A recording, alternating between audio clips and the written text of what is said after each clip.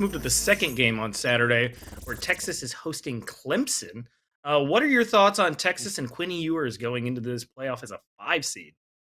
Yeah, it's a fascinating team, and it's frankly a team I'm not sold on. If you look at Okay. Texas's schedule, just in general, I mean, their big non-conference test was at Michigan, and that was a great win early in the season, but turned out that win didn't really age well because of how poor Michigan was offensively. Yeah.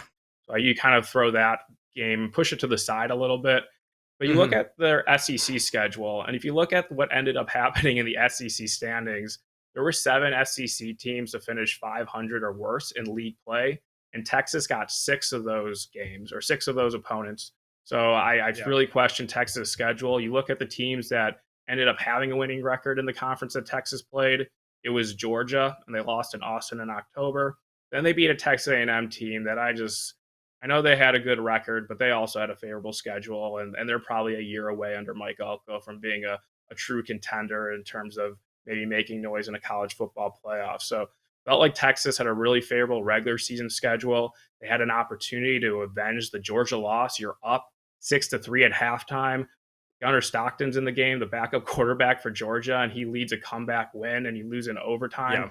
So yeah, I just have a lot of questions about Texas, specifically quarterback Quinn Ewers. Texas has really been struggling in the red zone. We saw that against Georgia where they were able to move the ball, but really struggled once they got inside like the 30-yard line. So I have some serious doubts about Ewers, and I don't think it helps his confidence that you have Arch Manning, the nephew of Payne and Eli, waiting in the wings.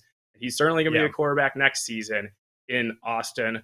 I wonder if there's a chance that Ewers is thinking that Manning could be a threat to maybe even replace him in one of these playoff games. Is obviously Texas is all in this year. But there's Hmm. a chance where maybe Sarkisian's like Manning, maybe give us a better chance now, and then we won't want Yeah. to give him experience for the future. So I just kind of worry about Quinn Ewers, not just his ability and his struggles, especially in the red zone, but maybe between the ears, that he's not totally focused and maybe a little bit nervous that his he could lose his job.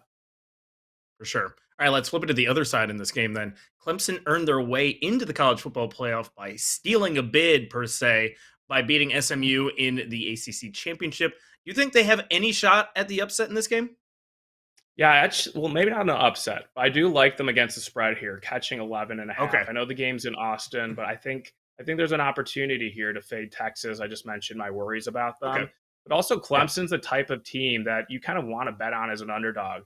They still recruit at a pretty good level under Dabo Swinney. They have a solid quarterback in Cade Klubnik, who's actually an Austin, Texas native. So it's going to be a really Yeah. big game for him. He actually faced Quinn Ewers in a classic Texas high school football state playoff game once upon a time. So that might be a fun storyline that gets mentioned during Friday the Night Lights. broadcast on Saturday. Yeah, Friday Night Lights and probably in Arlington for the state championship. But I just like, Dabo Swinney, a lot's made of him and his kind of quirky behavior, his refusal to use the transfer portal. But I do trust him in a big game. He's been in big playoff games before.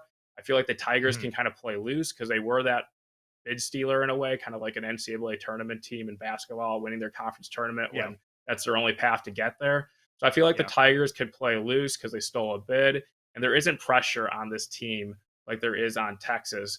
I mentioned earlier that unbalanced schedule for Texas, I think, makes them look better than they are. So Clemson plus Yeah. the points, maybe Clemson first half, maybe split that first half full game in case the game gets a little bit crazy at the end and Texas pulls away. But I'm definitely looking towards the Clemson Tigers out of the ACC, and I'm going to kind of think about it throughout the weekend and week, just decide how I Yeah. actually want to bet on it.